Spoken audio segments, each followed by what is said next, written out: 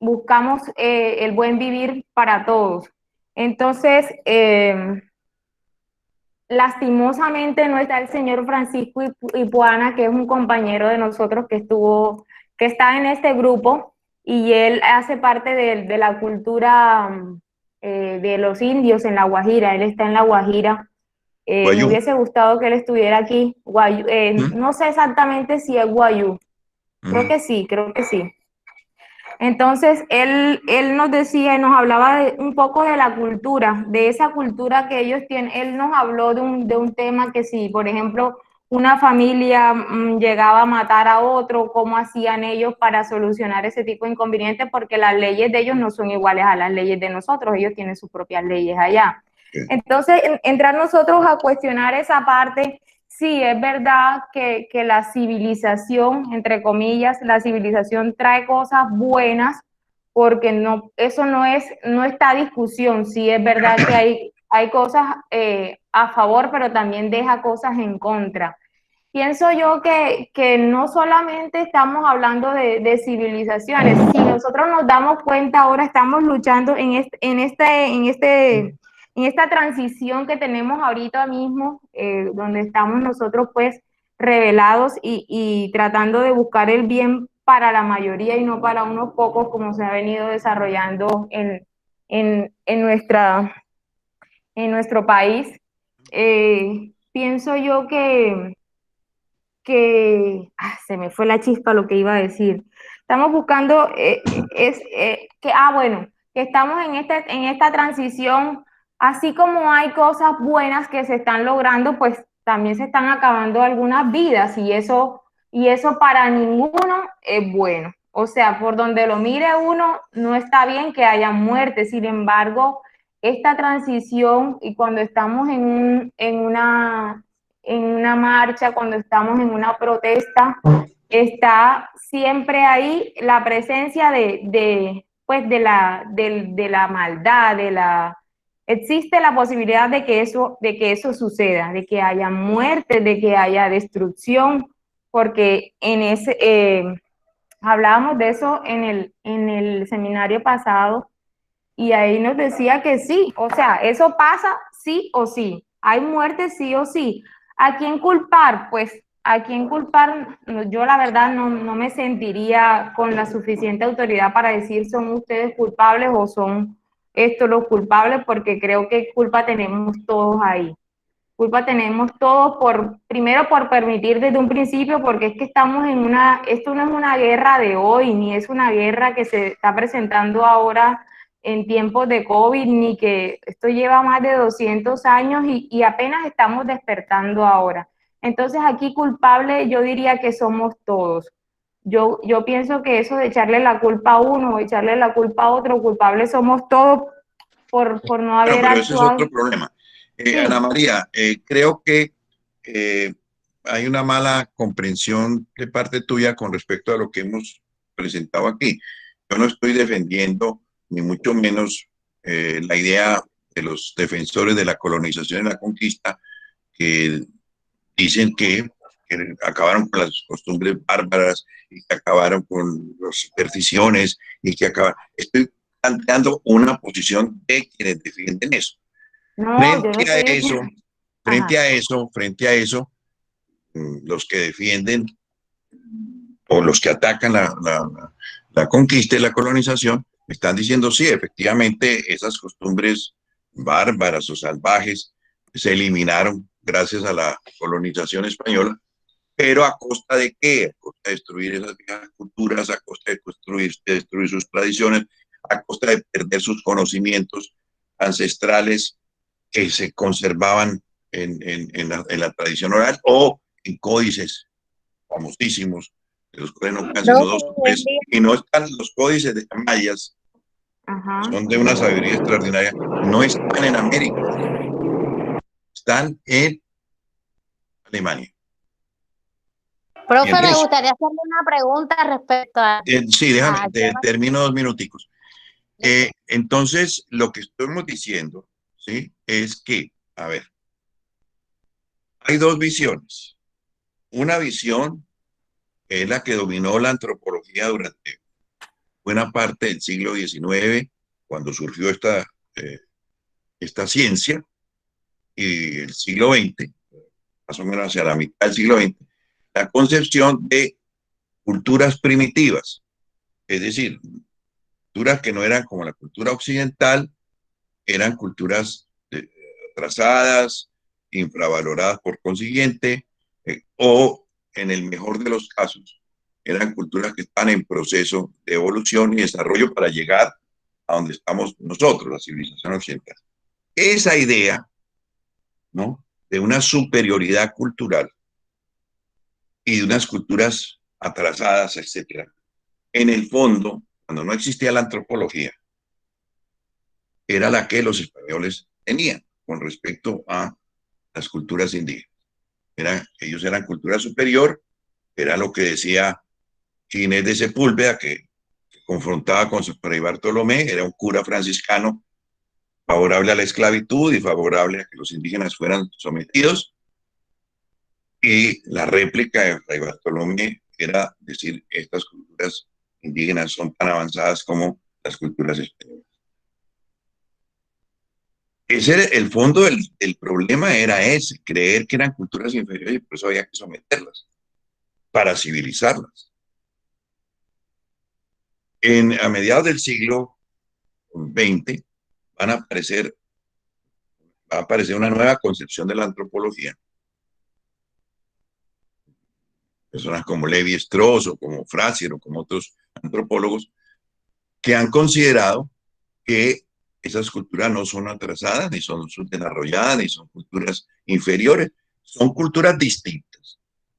Culturas distintas y que igualmente tienen formidables avances en muchos campos del conocimiento y de las artes, en fin, hay una revaloración de las culturas no occidentales y de las culturas de los pueblos. Pues claro, ¿cuál es la idea en este momento desde el punto de vista antropológico? ¿Sí? Es que esas culturas, ¿no?, se mantengan, se desarrollen según su propia dinámica como culturas, como cualquier cultura tiene su propia dinámica, y no pensar que hay que integrarlos a la cultura nuestra, con la idea de que es superior. Esa es la idea, digamos, actual. Por eso cuando la Constitución del 91 valora las culturas aborígenes, considera que son culturas que merecen el respeto del Estado y que deben conservarse en sus hábitats, resguardos, etcétera, en sus medios culturales. Eso es un avance que no teníamos, que la gente no recuerda que aquí las leyes que regulaban el manejo de las poblaciones indígenas eran leyes que decían que los aborígenes eran gente salvaje. Las leyes de 1890, bajo la regeneración, decían que había que civilizar a esos pueblos salvajes. Y le entregaba a los misioneros católicos, pinos y franciscanos, agustinos, eran misioneros, ir a civilizar a esos pueblos, civilizarlos. La idea que tenemos hoy, por supuesto, tiene un fundamento científico en la antropología reciente, es que esas culturas son tan valiosas como la cultura dominante, que esas culturas tienen que mantenerse y que por eso esas culturas en sus resguardos, no es lo que dice Duque, vayan para sus resguardos y quédense allá tranquilitos, no.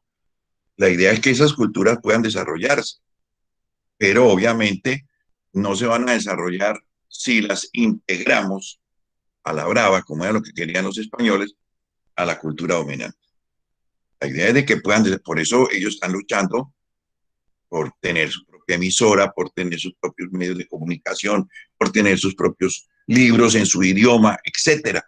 Eso es el derecho de esos pueblos para desarrollar sus propias culturas. Entonces, el resguardo no es el sitio ahí para que estén tranquilitos y no jodan, perdónenme la expresión, sino es para que puedan desarrollarse cultural y económica y socialmente, ¿no? Porque si los traemos para acá, pues se acabaron. Lo que ocurrió cuando la Constitución del 91 determinó que hay que proteger los de resguardo indígena y que iban a participar en los recursos del Estado como municipios, con la misma participación desde el punto de vista de los recursos que los municipios, pues resurgieron una serie de resguardos que habían desaparecido. Ocurrió, por ejemplo, en Suba, en Bogotá, las comunidades indígenas que prácticamente ya estaban extinguidas, ya se habían integrado a la sociedad dominante. Y de pronto los indígenas dijeron, no, momentico, nosotros somos indios. Esa ha sido nuestra cultura. Y no vamos a renunciar a eso. Y claro, aprovechemos que ahora la Constitución abre estos espacios y vamos a restablecer nuestro recuerdo. Vamos a restablecer nuestro, y así ha sido. Hay un libro que no he leído, lo conseguí ayer o antier, que me parece que vale la pena mirar. De Colombia, imágenes de su diversidad, 1492 a hoy. Este libro, casualmente, trata de rescatar, ¿sí?, la cultura indígena de nuestros naturales de estas tierras que han sido olvidados, que han sido desconocidos, etcétera, en una historia paralela, llamémoslo así, a la historia oficial, la historia que no se ha contado. Este autor se llama Hermes Tovar Pinzón. Hermes Tovar es uno de los seguidores de esta nueva escuela que hablamos ayer, que se llama la nueva historia, es decir, la historia crítica de Colombia, historia que trata de rescatar aquellos hechos que la historia oficial ha ocultado o ha distorsionado. Y por supuesto, claro, uno de los hechos que hay, la historia oficial ha desconocido siempre, son las culturas indígenas, el valor de esas culturas y el aporte que ellas pueden darle a la cultura dominante, es decir, a la cultura nuestra. La idea es que esas culturas aporten también, ¿no? Esa es la idea, ¿no? Y aprovechar esos conocimientos y aprovechar sus saberes para la cultura nuestra, ¿no? Este es un rescate muy interesante. Hermes es un hombre de una seriedad académica extraordinaria. Creo que ya es pensionado de la Universidad Nacional, fue muchos años profesor de la Universidad Nacional. Lo consiguió aquí en Santa Marta, profe. Sí, está en la profesional, perdón, en, en la Panamericana. Ah, en Panamericana, ok. Afortunadamente, ese es otro de los grandes problemas de Santa Marta, ¿sí? La dificultad de conseguir bibliografía, conseguir libros. Es decir, aquí teníamos una librería, que no sé si ustedes la conocieron alguna vez, que llamaba El Amanuense. Esa librería era la 7ª librería de Colombia. Era la librería que estaba conectada con las mejores editoriales del mundo. Y ahí conseguía usted los libros más importantes y recientes que hubieran salido. Afortunadamente, piensen ustedes, el grave problema de Santa Marta. Como la gente no lee, la librería quebró. Nos quedamos sin librería. ¿Qué tiene que hacer uno o qué teníamos que hacer? Irnos a Barranquilla a buscar los libros. Así es. Afortunadamente apareció Panamericana, no tiene todo, le falta mucho, pero bueno, ya es algo por lo menos. Y uno puede, de todas maneras, si uno sabe que hay un libro que le interesa, puede decirle a las personas que lo tienen a uno en la librería, decir, mire, este el libro, que lo consigue. Claro. Eso ya es una solución. Así es. Entonces, no sé, Ana María, me pareció que de pronto había una mala intelección con lo que había dicho. No. O sea, yo no decía que no juzgar, no decía que no juzgar. O sea, yo hablaba sea, de la manera, yo trato a veces como, uno a veces, o sea, pienso yo que uno debe como tratar de entender el por, o sea, el pensamiento de los demás, porque a veces uno se queda en uno mismo y entonces no es lo que yo pienso porque yo pienso que es así, o sea, porque yo digo, porque somos seres humanos y todos tenemos percepciones diferentes, pero creo que a uno a veces le toca ponerse en ese zapato ajeno y tratar de entender un poco también eso que está pasando, sí. Pero sí, no era que yo estuviera cuestionando, no, si me entendió Me dio eso. la impresión de todas maneras, No, no, no, era, no, no, no, era bueno no, aclararlo era un porque yo lo aporte que que estoy yo decía, haciendo es ajá, mostrar las dos posiciones, sí, ¿cierto? así es, ¿Qué dicen los exactamente, defensores de la colonización así es, todavía hoy? así es, profe. No lee No, los no, no. libros de historia que le enseñan a los niños. ¿Ustedes creen que les están enseñando a los niños que la conquista y la colonización fue mala? No, les están diciendo que fue buena. Que fue buena, sí, Fue exacto. buena porque nos trajo la religión católica, porque nos dieron el idioma, porque acabaron con una serie de costumbres bárbaras que tenían los indígenas nuestros, nos civilizaron, nos ingresaron a una gran cultura universal. Eso es lo que le dicen a los niños. Lo que usted nos Ellos no les decía dicen que ayer, eso fue, que le están eso ocultando significó, información. ¿ah? Lo que usted nos decía ayer, que han ido quitando y quitando y quitando y no le dan la posibilidad a los niños de entender realmente lo que fue lo que pasó. O sea, no es como lo dicen todos los demás, es como realmente pasó y que sea uno quien haga su propio criterio y pueda decir esto me sirve y esto no, esto lo voy a replicar y esto no. Claro, sí, no, es decir, lo que se enseña, si es que se enseña historia, porque eso ya no se enseña, es una Ujú. historia crítica, una historia no Así es. crítica. ¿Sí? Profe, Eh, eh, eh, el pensamiento de Marx, Carlos Marx, sin duda alguna es el fundador de la ciencia de la historia. De la historia. Mm, Marx comienza con lo que llama la crítica de la crítica. ¿Qué es la crítica de la crítica? Sí, un crítico del sistema capitalista. Los primeros críticos son Proudhon, Saint-Simon. No abordan la raíz de los problemas. ¿Sí? Entonces, nosotros tenemos que comenzar es crítica a los críticos. ¿Sí? Crítica de la crítica. La crítica nuestra no puede ser una crítica sesgada, parcial, insuficiente. Digo una crítica radical. Eso es lo que más planteaba. Crítica radical. Es que se llama la crítica de la crítica. ¿Sí? Y bueno, ¿qué es lo que nos hace avanzar en la historia y en la vida? La crítica.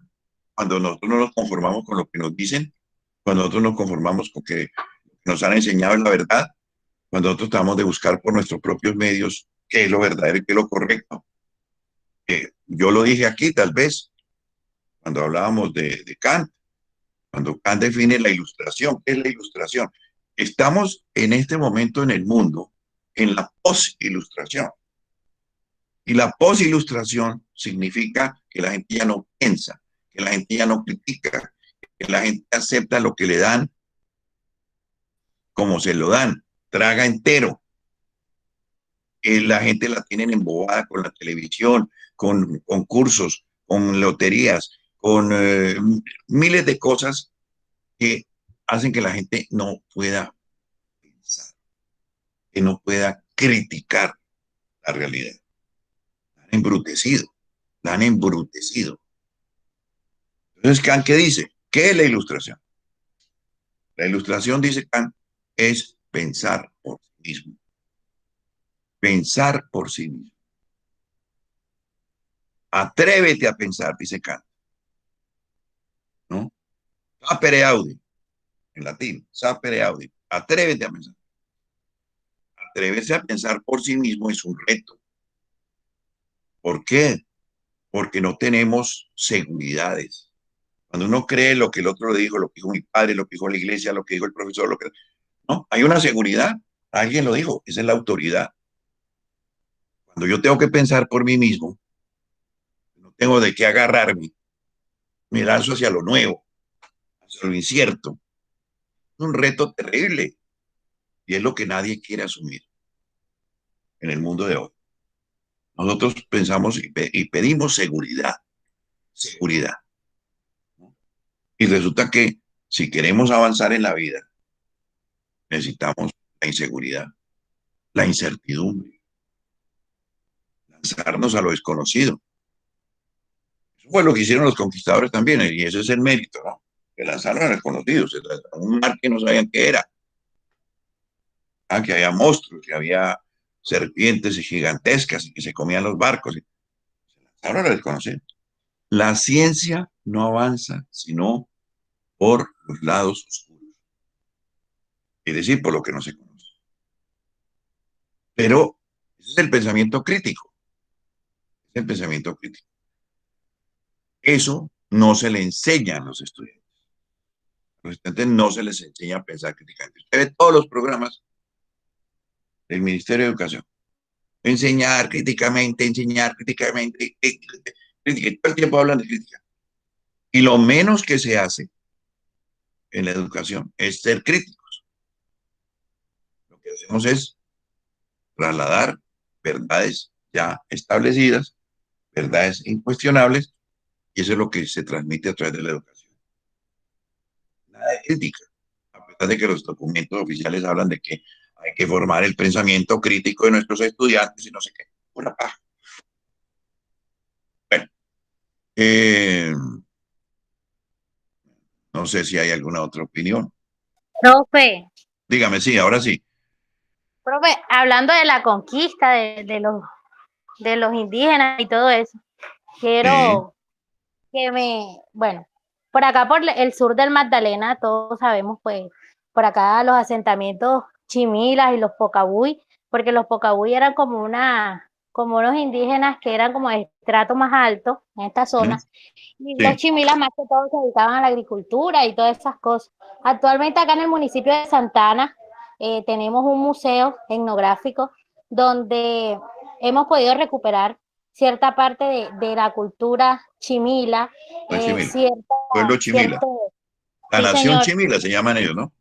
La sí nación señor. Chimila. Hemos encontrado en diferentes sitios de nuestro municipio, hemos descubierto muchas ollitas y todo eso. Está bien organizadito el museo, que hasta también tenemos un esqueleto ahí de ellos y todo eso. Ojalá algún día venga por acá por Santana De y los lo entierros, sí. sí, ¿Cierto? señor. Sí, señor, de los Deberían promocionarlo porque no tenía ni idea que Claro. existía eso. Hay que ponerse pila con eso. Deberíamos ir todos allá, más bien. No, sería buena idea, así es. conocer todo eso Claro, acá hay en que, Santana. sí, es que ese es el problema nuestro. Tenemos cosas importantísimas y no Por las conocer. promocionamos. Y sobre todo el tema aquí en el Magdalena, donde hay una política turística. Realmente creemos que el turismo es las playas y tal, pero hay otros sitios que hay que conocer, ¿no? Pues Y sí, otros pero en históricos. Santa Ana existen diferentes Santana. sitios. Sí, Santa Ana Magdalena. Existen Mm, diferentes sitios y asentamientos donde encontramos lo que le llama uno por acá las tumbas, los entierros de los chimilas. Ellos guardaban todas sus pertenencias cuando fallecían y todo eso. Hay diferentes corregimientos acá en el sur del Magdalena, e igual por los lados, como estamos cerquita al sur de Bolívar, cerca a Monpós mm, Bolívar, encontramos Talaigua Nuevo, y por los lados ahora de donde hicieron el puente Roncador, creo que ya muchos lo han escuchado como el puente más largo de Colombia, ujú. que llega Sí, de sí. Bolívar. Ahí encontraron un asentamiento indígena súper grande, que por eso les tocó desviar el puente, porque, o sea, el resto. Pero volviendo acá al caso, pues creo que en la conquista, pues la historia nos dicen acá el descubrimiento de esta parte del sur por Fernando de Mier y Guerra. A mí me gustaría que usted me hablara un poco más pues, de la historia que nosotros conocemos acá como el conquistador, el no sé qué, que viene de Guamal Magdalena, San Zenón, San Sebastián, Santana, Pinto, Pijiño. Y pues me gustaría que me hablara un poco más sobre la historia, o sea, profundizara más sobre Fernando de Mier y Guerra, quién Mm, era, o a ver si la historia que sí. nosotros conocemos como santaneros y Mm. como habitantes del sur es igual a la que usted de pronto tenga más de conocimiento en esa parte. Sí, no, yo soy, le digo muy honestamente, no conozco esa historia de la conquista ya al interior del país, fuera de la de Jiménez de Quesada y Belalcázar y esas cosas que son las más conocidas. No conozco detalles de eso, de manera que no me voy a aventurar. Esa historia la tienen que hacer ustedes. Esa historia la tienen que hacer ustedes, ¿sí? Y esa historia tienen que rescatar. Yo les había dejado a ustedes, no sé, pero creo que no tuvieron el tiempo de hacerlo, pero van a tener el tiempo para que el lunes hablemos un poco del tema de Rodrigo de Bastidas, como fundador de Santa Marta, etcétera, y de su estatua que está aquí, para mirar ese tema de un conquistador un poco distinto a los otros conquistadores, que justificaría o no justificaría, ese es el debate, ¿sí? Si debía estar ahí o no debía estar ahí su estatua y demás. Pues léanlo, que es otra visión un poco distinta a estos conquistadores bárbaros que en general hubo en América. Y entonces hacemos una discusión sobre eso. Pero ya historias muy particulares de la conquista no las conozco. Son historias que ya manejan historiadores. Eso ya es eso es, digamos que es una historia muy especializada, ¿sí? Muy especializada. Uno maneja la historia global, etcétera, pero ya estas historias particulares de la conquista no las conocemos, no las tratamos, mejor dicho, Profe, para no engañarnos, ¿sí?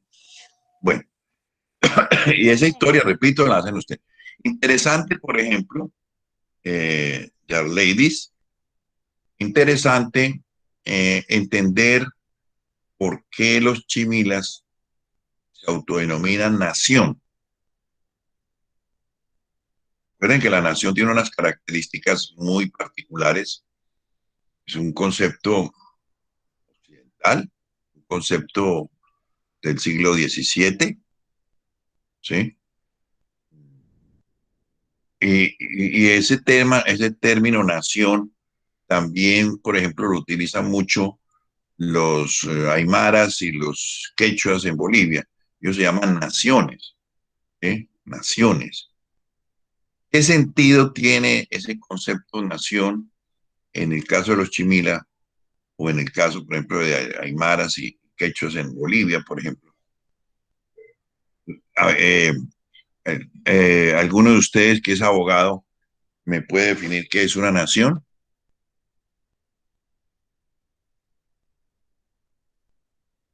¿Quién es abogado de los que estamos en este momento, de los 12 personas que estamos, 12? ¿Sí? ¿Qué es nación? ¿Quién es abogado? Levante la mano. ¿No hay abogados? ¿No?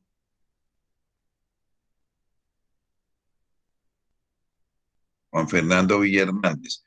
Ah, ¿qué es nación? Nadie tiene. Yo le tengo la definición de Google. Ajá, yo también iba a lo mismo.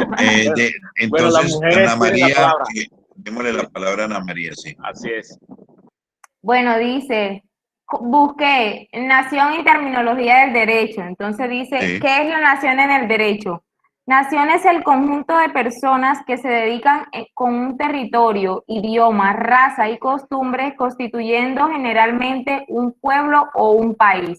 La palabra nación proviene del latín natio, derivado del nascor, nacer, que Nacer. podía significar nacimiento, pueblo en sentido étnico, especie o clase. Muy bien. Ahí está leído el concepto. Muy bien. Felipe iba a hablar, ¿no? ¿Felipe? Sí, ya, espere, profe, espere. Va a leer. Sí, No. Voy a leer. Encontré una definición que me parece también válida. Dice, una nación en sentido amplio es una comunidad histórico-cultural con un territorio que considera propio y que se ve a sí misma con un cierto grado de conciencia diferenciada de otros. Es lo que dice una definición aquí. Esa es una definición más Amplia. Más sociológica. Así ¿sí? es. Más sociológica. La definición jurídica es la que Ana María ha leído. ¿sí? ¿Qué se entiende por nación? Se entiende un territorio, en ese territorio unos habitantes ubicados en ese territorio y sometidos a un gobierno. Esa es la nación. La nación son esos tres conceptos que integran el concepto global de lo que es la nación. ¿Sí? El concepto sociológico que Felipe ha leído quiere decir que la nación es un pueblo que tiene una historia común, que tiene unas costumbres y tradiciones comunes y que se siente ligada a un futuro común. Es un concepto sociológico, ¿sí? En síntesis, la nación participa de la idea de homogeneidad, ¿sí? Es decir, tenemos las mismas tradiciones, las mismas costumbres, la misma religión, la misma cosmovisión del mundo, etcétera. Nos sentimos pertenecientes a esa comunidad humana y sabemos que ese pasado nos pertenece y también pensamos que vamos y que estamos en el mismo barco y que vamos hacia un destino común, ya de nación. Pero, como les decía ahora, la idea de nación es una idea moderna, una idea moderna. ¿Qué es lo que había existido siempre en la historia de la humanidad? Imperios. ¿Y qué eran los imperios? La multiplicidad de razas, religiones, costumbres, tradiciones, integradas dentro de un marco enorme territorial. El, el imperio tiene la idea de la expansión. La nación tiene la idea de la reducción. Por eso se habla de fronteras. La nación se delimita, el imperio no. El imperio está abierto a expandirse y también a reducirse. Claro, momentos en que los imperios comienzan a decaer y comienzan a perder territorios, etc. Pero desde el punto de vista sociológico, claro, las personas que viven en un imperio son diversas, son plurales, ¿no? Eso es totalmente contrario a lo que es la nación. ¿Cuándo surge la nación como concepto? En el Tratado de Westfalia, 1648, se lo enseñan siempre a los estudiantes de Derecho, en Derecho Internacional. 1648, pero no le dicen a la gente que es el Tratado de Westfalia, ni que fue esa joda. Nada. Siempre el Tratado de Westfalia. El Tratado de Westfalia es el tratado que pone fin a las guerras de religión en Europa. Después de que aparece el protestantismo, comienzan las luchas entre católicos y protestantes. Guerras de religión que duran 200 años. La peor de todas, la guerra de los 30 años, que se celebra, esa guerra ocurre entre Alemania, lo que era Alemania, Austria, Francia, Suecia. Esa guerra es la más larga y la más sangrienta y que arruina totalmente a los países que participan en esa guerra. El Tratado de Westfalia es poner fin a esa guerra y decir, primero, hay unos territorios que están gobernados por un rey y esos territorios se van a respetar sus fronteras, se va a acabar el tema de conquista pues, de un territorio por otro territorio de otro estado. Y quienes viven ahí tendrán sus creencias religiosas homogéneas y no va a haber la idea de que otro país le imponga la religión a otro. Que si es católico vamos a imponer la religión a los protestantes o si son protestantes la vamos a imponer a los católicos. Se acaba. De ahí surge pues la idea de la nación. De ahí surge la idea de la nación. Westfalia, 1640. Y bueno, ¿y qué ha pasado 1600 años antes y 4000 o 5000 años antes? Que es la historia de la humanidad escrita. 7000 años, 10.000 años. ¿Qué ha pasado antes? Imperios, imperios. No naciones, imperios. Habitantes ocupando un territorio muy amplio con poblaciones diversas, religiones diversas, costumbres diversas, todo. Esos eran los imperios, y así había vivido los hombres, así habían vivido los hombres. Hasta el Tratado de Westfalia. Y curiosamente, quienes firman ese tratado de Westfalia, que da nacimiento al concepto de nación, del cual hablan los juristas, los abogados, los que lo firman, son imperios. Suecia es un imperio que domina todo el norte de Europa.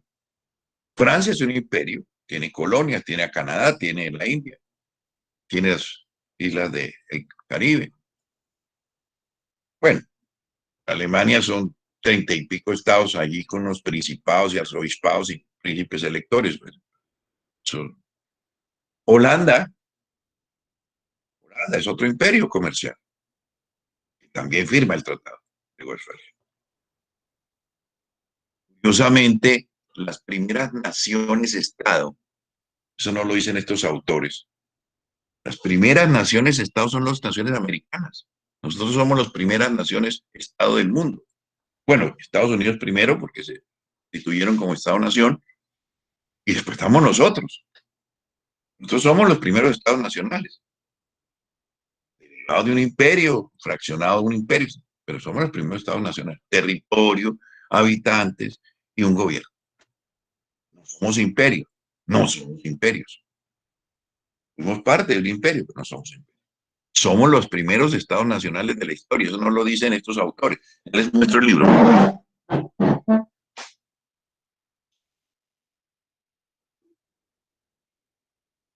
¿Dónde lo encuentro?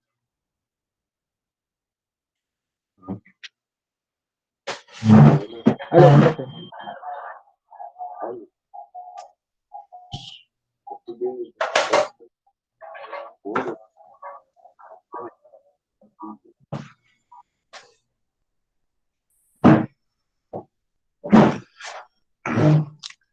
El libro. Profe. Imperios. Son dos profesores de la Universidad de Nueva York. Se llama Jane Burbach, una mujer, una estudiosa, una investigadora, y Frederick Cooper. Y el subtítulo del libro se llama Una nueva visión de la historia universal. Vamos a ver la historia universal. La historia universal es la historia de los imperios. Que no hay estados nacionales. Los hombres habían vivido siempre bajo imperios. Siempre. ¿Cuándo surgen los estados nacionales? Surgen con la creación de Estados Unidos y con nosotros cuando nos independizamos de España. Antes no había estados nacionales. Eran imperios todos. Profe. Bien. Dígame. Sí, profe, lo que pasa es que al principio me estaba preguntando qué opiniones teníamos pues, sobre el tema de las naciones, alguien que supiera algo de derecho. Pues bueno, yo no hice una carrera de derecho. Yo hice pues mi primer semestre de derecho y me salí para estudiar administración pública. Por una convocatoria que hubo y me pareció más importante estudiar primero administración pública. Bueno, lo que yo quería decirle, profe, es que yo tengo otro concepto, pero ya, digamos, aportando a lo que usted nos está enseñando, y es que, por ejemplo, el tema de los estados-nación tiene una particularidad. Primero hablemos de tiempo. Estamos hablando después de la caída del Imperio Romano y floreciendo a partir del siglo V, donde se podría hablar en una primera instancia Maquiavelo, fue quien dijo, un estado es aquel que tiene un gobierno, tiene una población y tiene un territorio. Pues él lo sobresimplificaba de esa manera. No. Maquiavelo lo que dice... No, como la suma de todos los intereses de un territorio, ¿cierto? Cuando él comienza, donde se comparten visiones. Perdona, esa definición no es de el sentir de un territorio. Eso hace una nación, pero cuando hablamos de ambos, tiene unas características especiales, y es, por ejemplo, se habla de que hay, pues, un poder, ¿cierto? Se habla de un poder en un Estado-nación, es un concepto más moderno, porque ya no se tiene presente a la monarquía, en el inicio sí se tuvo presente, ya no, e incluso se habla de una separación de poderes, ¿cierto? En los estados-nación. Por eso cuando usted habla, por ejemplo, de Estados Unidos, allá cada estado tiene sus leyes. Entonces, ¿qué pasa? Cuando hablamos de Estado, hablamos de leyes. Cuando hablamos de nación, hablamos como unos conjuntos sociales unidos compartiendo cosas. No estoy diciendo no estoy diciendo que yo tenga toda la terminología correcta, e incluso hablo con digamos, con una sensación de no precisión, pero, pero espero pues del resumen de lo complejo que es para mí, digamos, simplificar, no errar y de pronto desinformar a los compañeros. Entonces, ¿qué sucede? Los estados-naciones tienen esas dos características, según mi interpretación, que como dije, quizás no sea correcta, pero lo que entendí hasta el momento. Entonces se habla de una separación de poderes, donde se habla pues de cómo regular las libertades de los individuos, cómo hacer cumplir las regulaciones, el manejar el tema de los conflictos, para que no haya una acumulación de poder en el término de lo que es un gobierno. Ahora, ya cuando hablamos de territorio y cuando hablamos de población, entonces ya entra más a jugar la parte de nación, ¿cierto? Porque las naciones, si bien pueden, digamos, tener concepciones amplias, requieren de un territorio, ¿cierto? Un lugar específico y unas personas. En cambio, el Estado no. Los estados, digamos, Al contrario, tienen una visión más amplia cuando la nación es comparten la que no necesita la territorio. forma en cómo se gobierna, ¿cierto? Entonces puede haber un estado donde hay, por ejemplo, una constitución que rige para todos, entonces hay un conjunto de estados, pero cada estado en sí puede llegar a generar sus propias leyes porque la naturaleza de una conformación de estado así lo permite. Eso es como el aporte que quería dar, espero no estar equivocado y desinformado. Sí, yo creo que hay que distinguir varias cosas, varios conceptos.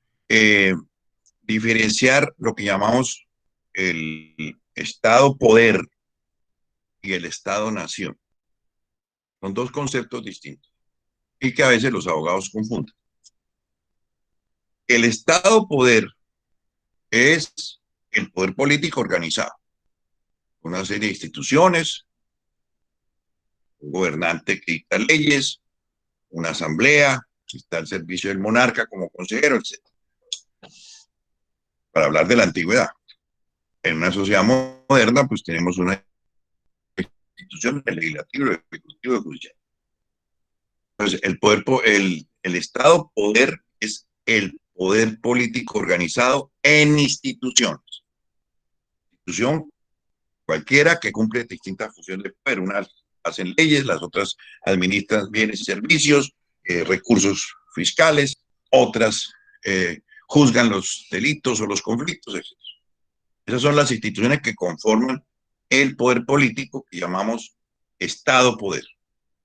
Cuando Maquiavelo habla del Estado, que comienza diciendo todos los estados que han existido, etc., está refiriéndose al Estado-poder, no al Estado-nación. Estado-nación es un concepto, repito, moderno, que es un Estado que surge, el concepto surge en el siglo XVII con el famoso Tratado de Westfalia. Porque es en el Tratado de Westfalia donde se reconoce que ese poder político monárquico, con un rey que puede ser protestante o con un rey que puede ser católico, ejerce ese poder sobre un territorio que tiene fronteras. La idea del Estado-nación es idea de delimitación geográfica.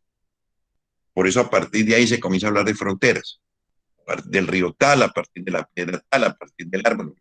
Fronteras. Antes no existía, concepto de frontera no existía. Comienza a existir en Westfalia. Rey, gobernante, que tiene un poder sobre unos habitantes que están en un territorio delimitado. Ese es el Estado. Eso surge en el siglo XVII con el Tratado de Westfalia. Así de sencillo.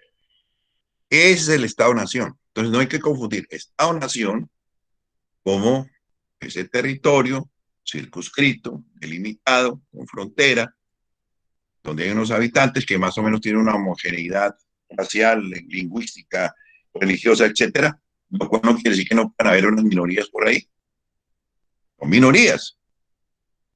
Es decir, la mayoría tienen la misma religión, las mismas costumbres, las mismas concepción del mundo. Y hay unas minorías, pues, de pronto, que existan por ahí. Pero la idea de la población es cierta homogeneidad, sometidos a un gobierno, Esa idea es el Estado-Nación, que no es lo mismo que el Estado-Poder del cual habla Maquiavelo. Lo que Maquiavelo va a decir es, todos los estados que han existido han vivido y han tenido como objetivo que quienes controlan ese poder estatal lo hayan conquistado y traten de conservarlo a través de los medios que él describe. Y lo que él describe son las distintas formas de poder político, ¿no? De poder político. Los estados que se han conformado, el poder político que se ha conformado a través de familias tradicionales, el poder político que se ha conformado a través de la conquista del poder, el poder político que se ha conformado a partir de las creencias religiosas, son los estados eclesiásticos, etc. Y cómo quienes han conquistado ese poder político lo tienen que conservar. Y entonces vendrán todos los consejos maquiavélicos que se han llamado para conservar el poder político. Eso es de lo que trata Maquiavelo. Es decir, Maquiavelo trata del Estado como poder político, no del Estado como territorio, habitantes y gobierno. Es la concepción del siglo XVII, en 1648 en adelante. Lo otro, y ahí es donde está el tema que nos metió Yarleiris en La Nación Chivila, el concepto nación, ya en un sentido sociológico,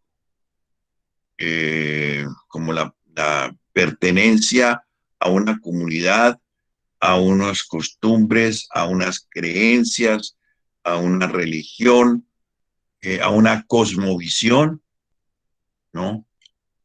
Y entonces eso nos lleva a pensar, ¿no? Al contrario de lo que decía Juan Fernando, todo lo contrario, hay naciones sin Estado. El Estado-Nación siempre exige el pueblo, el Estado, porque aquí que el Estado manda es al pueblo, el Estado es el gobierno. En cambio, la nación puede existir sin Estado. El caso del pueblo palestino, por ejemplo. El pueblo palestino ahora tiene un cuasi medio Estado, que está dividido, una zona en Gaza y en la otra zona en Ramallah. El pueblo está dividido, que durante mucho tiempo fue un pueblo sin Estado, luchando por un Estado, pero un pueblo, una nación.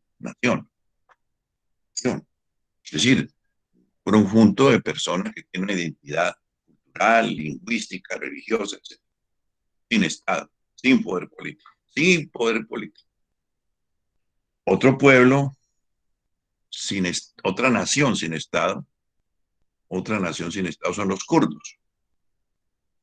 El pueblo kurdo, una parte está en Turquía y sufre todo tipo de vejámenes por parte de los turcos, otra parte está en el norte de Siria y otra parte está en parte también del norte de Irak. Pueblos sin Estado. El gran problema de los kurdos es que están buscando hace tiempo su Estado. Y los masacran los turcos y los masacran los iraquíes. Cuando estaba Saddam Hussein, ¿no?, en el poder, una de las barbaridades que hizo Saddam Hussein fue aniquilar al pueblo turco con armas químicas. Es un pueblo sin Estado. Una nación sin Estado. Ellos se llaman nación, la nación kurda, como los palestinos se llamaban la nación palestina, sin Estado, sin poder político. Entonces, al contrario de lo que dice Juan Fernando, puede haber nación sin Estado, pero no puede haber Estado sin pueblo, sin pueblo, sin pueblo. No puede haber Estado sin pueblo. El Estado se ejerce siempre, el poder político se ejerce siempre sobre un grupo de personas. ¿Sí? Ahora, el otro tema que tú planteas sobre el tema organización federal, que es el tema que estás tratando cuando hablas de los Estados Unidos, etcétera, eso es otro problema. Es decir, es ya cómo organizamos territorialmente el Estado-Nación. ¿Cómo organizamos territorialmente el Estado-Nación? Una posibilidad es, desde una capital, controlar todo el territorio del Estado. Unas solas leyes, una sola constitución, unas solas disposiciones para todo un territorio. Otra opción es el federalismo, en el cual decimos las entidades regionales van a tener sus gobiernos autónomos, sus propias leyes, y habrá un gobierno central que dictará unas normas para todos esos estados, serán normas obligatorias, que serán obligatorias para todos esos estados y todas esas provincias, ¿sí? Y habrá unas normas que solamente serán pertinentes para el estado respectivo. Entonces, el poder central, el poder federal, tendrá unas competencias obligatorias para toda la Unión Federal, y cada provincia, cada sector territorial particular tendrá sus propias normas. Pero eso es otra cosa distinta. Es otra cosa distinta. ¿Cómo se organiza el Estado territorialmente? ¿Sí? ¿Cómo se organiza el Estado-Nación territorialmente? ¿Un centro o con un centro que tiene un poder relativo frente a las entidades territoriales? Dos organizaciones distintas. ¿Sí? Hemos terminado la sesión de hoy. Bueno, disculpe, Felipe, sí. Hay un compañero que hizo una pregunta ahí, no sé si el profe quiere ayudarla a responder o yo doy mi aporte. Dice, ¿de dónde surge el nombre de Colombia? Pregunta el compañero Andrés Beltrán Cárdenas. Sí, a ver, ¿qué idea tiene usted? No, yo la idea que tengo es que el nombre de Colombia surge de una extensión del nombre de Colón. Sí. Acuérdense que por un error se llama el continente América, porque por una confusión que hubo en Italia se creyó que Américo Vespucci era el que había descubierto América cuando ya había estado Colón. O sea, que Colombia sí adoptó el nombre, una extensión de Colón, y por eso se llama Colombia. Es más o menos la respuesta que yo tengo, pero me gustaría escuchar al profesor si estoy en lo cierto o estoy errado. Sí, muy rápidamente. Entonces, sí, la verdad de las cosas es que Colón hasta el final de sus días no supo que había descubierto un continente. Él pensaba que navegando hacia occidente desde España, ¿sí?, se iba a encontrar a India, China, Japón, etcétera, que eran lo que estaban buscando, volver a restablecer el comercio con el Oriente, que se había roto cuando los turcos tomaron Constantinopla. Los turcos toman Constantinopla en 1453, se rompe el comercio con el Oriente, de donde venían las especias, que valían muchísimo, valían más que el oro. Pues había que restablecer ese comercio con el Oriente. Entonces la idea de Colón, basándose en cartas muy antiguas, mapas muy antiguos, pensaba que en un mapa famoso de Toscanelli, que nunca se ha encontrado, donde aparecía ya pintada América, él pensaba que caminando hacia el occidente iba a encontrar la ruta hacia la India y China. Él nunca pensó que en la mitad estaba América, ¿sí? Y nunca pensó que iba a descubierto un continente. Entonces, quien hace un primer mapa de América y dice esto es un continente nuevo, es Américo Vespucci. Él no lo descubrió, ya estaba descubierto, ya se sabía que era otro continente. Para el momento en que Américo Vespucci hace el mapa, ya se sabía que era otro continente, él no lo descubrió. Lo que pasa es que él hizo el mapa, el primer mapa donde dijo, este es el nuevo continente que descubrió Colón. Y justamente entonces, ¿sí? La injusticia de la historia es que se le dio a este continente el nombre de quien se le ocurrió decir que este era un continente nuevo, pero no es el que lo había descubierto. Tampoco lo descubrió Colón, entre otras cosas, porque aquí habían llegado los vikingos. Sí, los vikingos, así es, con las Y pieles. parece que también habían llegado los chinos, porque además se han encontrado mapas antiquísimos de los chinos, ¿no? Y uno de esos mapas era el de Toscanelli, que era un mapa tomado de mapas chinos, donde ya aparecía América. Y cuando él firma las capitulaciones con los reyes, ¿no? No les dice que voy a ir a descubrir un camino para llegar a la India o a la China. Dice, los territorios que voy a descubrir, dice Colón, le dice a los reyes, esos territorios que yo voy a descubrir, usted me tiene que nombrar virrey de esos territorios y me tiene que dar las riquezas de esos territorios. Y yo les voy a dar una participación. Eso se llama las capitulaciones de Santa Fe. El Colón le está diciendo a los reyes que hay otro territorio y que lo va a descubrir él. Porque él sabía en unos mapas antiguos de Toscanelli, tomados de pampas chinos, que habían llegado a América los chinos, sabía que iba a encontrar un continente nuevo, o por lo menos unas tierras que estaban intermedias entre el Asia y Europa. Y sabía que había esas tierras. Y sabía dónde quedaban, además. Cuando viene el motín de los marineros, no llegan a ninguna parte, en medio de ese mar, perdidos ahí, ya quieren volverse y se rebelan contra él. Les dice, denme 3 días. Denme 3 días. Si en 3 días no llegamos, nos devolvemos. Sabía que iba a llegar a alguna parte, a unas islas, porque la tenía en el mapa de Toscana. Bueno, pero bueno, es una leyenda, en fin, no vamos a meternos en ese cuento.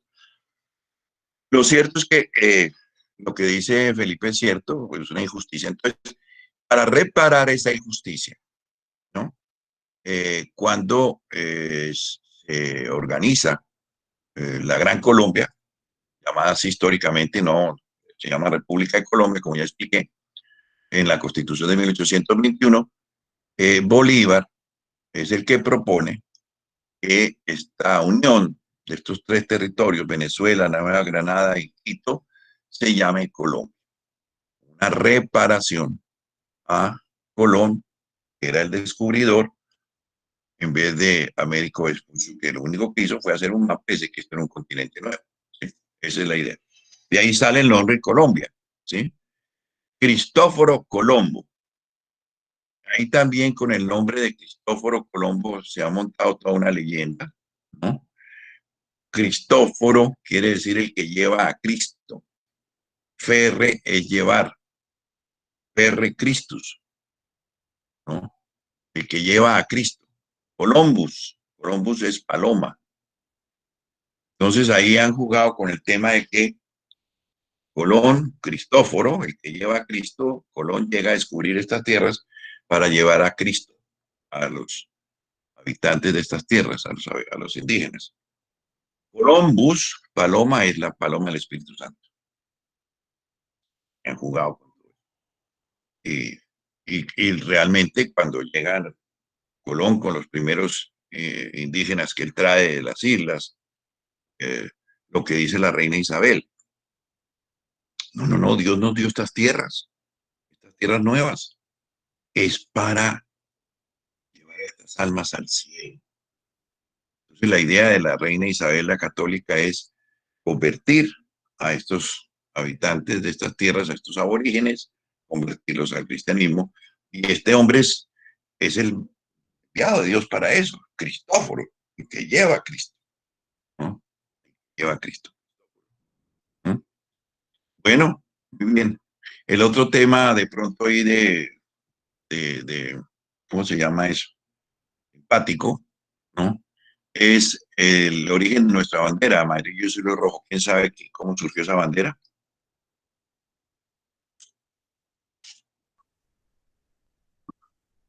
¿Alguien sabe? ¿No?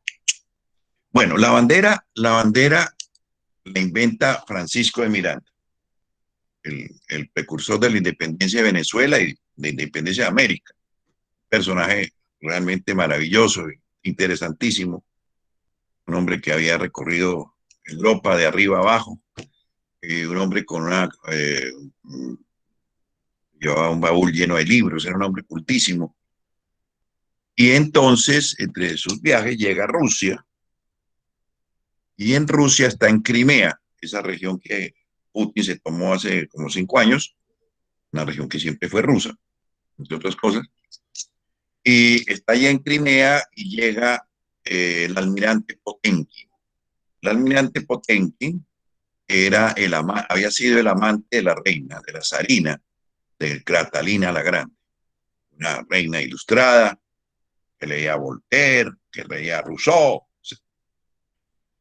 Esta reina, Catalina, había tenido como amante a Potenkin, y Potenkin en algún momento ya se cansó de la relación con la zarina y le dijo, mire, tranquila, ya no más relación, yo le consigo amantes, pero yo ya, a mí ya déjeme pensionar. Claro, él seguía teniendo una relación con la zarina, muy cercana, por supuesto, y le conseguía amantes. Entonces encuentra a Miranda, que llegaba allí en sus viajes, llegaba por toda Europa, recorriendo Europa, y lo conoce y le parece un personaje excepcional, magnífico, llega a simpatizar muy bien con él. Y yo, bueno, camino nos vamos para San Petersburgo, la capital de Rusia, en ese momento. Le voy a presentar a la zarina. Y efectivamente lo presenta y parece que hubo una relación de Miranda y la zarina Catalina la Grande. Y dicen que cuando Miranda llega a organizar el gobierno revolucionario independentista después de abril de 1810, es el que inventa la bandera, ¿no? Amarillo, azul y rojo. Amarillo, el pelo de la zarina, el azul de sus ojos y el rojo de sus labios. Esa es la leyenda romántica de la bandera colombiana. Es primero la bandera de Venezuela, después será la bandera de Colombia y la bandera de Ecuador cuando se integren en un solo país, en la Gran Colombia. Ese es el origen, supuestamente. A los niños les enseñan que el amarillo es la riqueza, que el azul es el cielo o el mar. Todos sabemos eso, profe. Hasta uno todavía le enseñaron eso, no a los niños, a mí. Y que el rojo es la sangre que derramaron nuestros mártires por la independencia. Bueno, la leyenda es que Miranda, que había sido amante de la zarina, ¿no? Inventa la bandera teniendo en cuenta esas características de la reina, de la zarina, una gran reina, además, una gran monarca. Es decir, le dio un gran avance a Rusia bajo su gobierno, etc. Entonces, esa es la historia secreta de la bandera de Colombia, la historia no oficial. Ahora, eso es una leyenda, no creo que haya sido así. Él inventó, eso sí es cierto, él inventó la bandera azul, bandera rojo, eso es de él, eso lo inventó él y eso no se lo puede quitar nadie. Que haya sido el origen de sus amoríos con la zarina, eso es otro problema, no está nada demostrado sobre eso. Bien, ¿alguna otra inquietud adicional o nos vamos? Gracias, profe, muy amable. A ustedes por su presencia y espero que este rato, digamos, que hemos tenido haya sido de su agrado, como dicen en la televisión. Muy buenos días para todos y nos estaremos viendo. Dígame, Ronaldo. Feliz día a todos los maestros.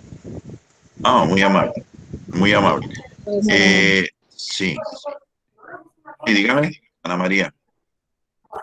No, profe, queriéndolo pues felicitar en este día pues por su grandiosa labor, por transmitirnos esos conocimientos que hacen, como usted dice, hacernos personas más críticas y hacernos más grandes día a día.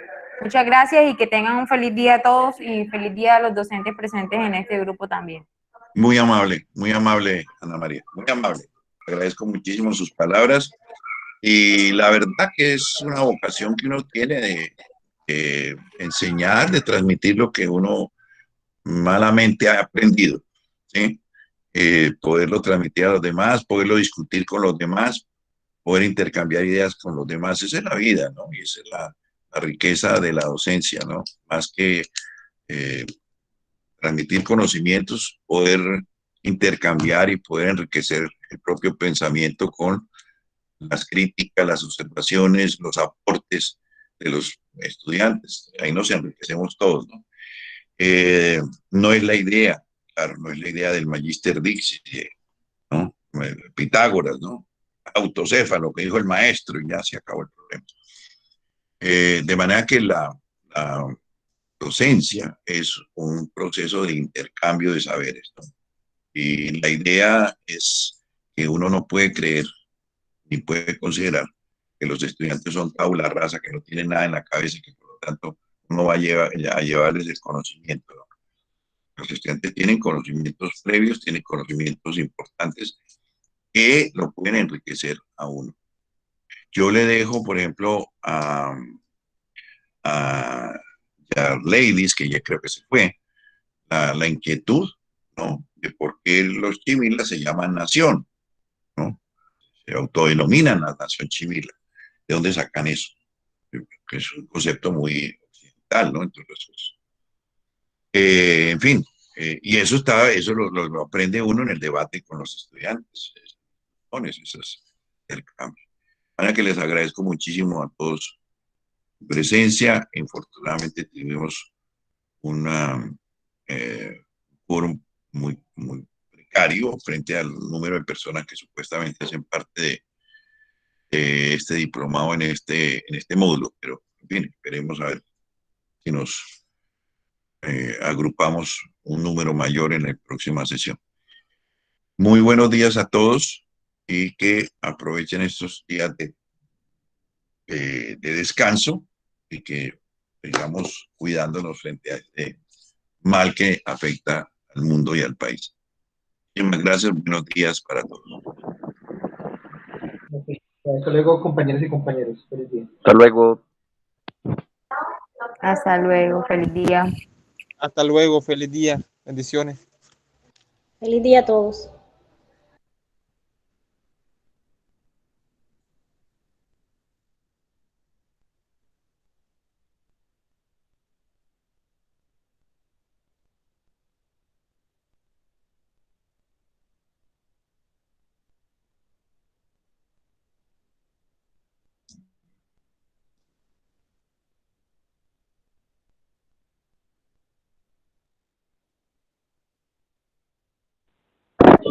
Gracias, profe. Feliz día.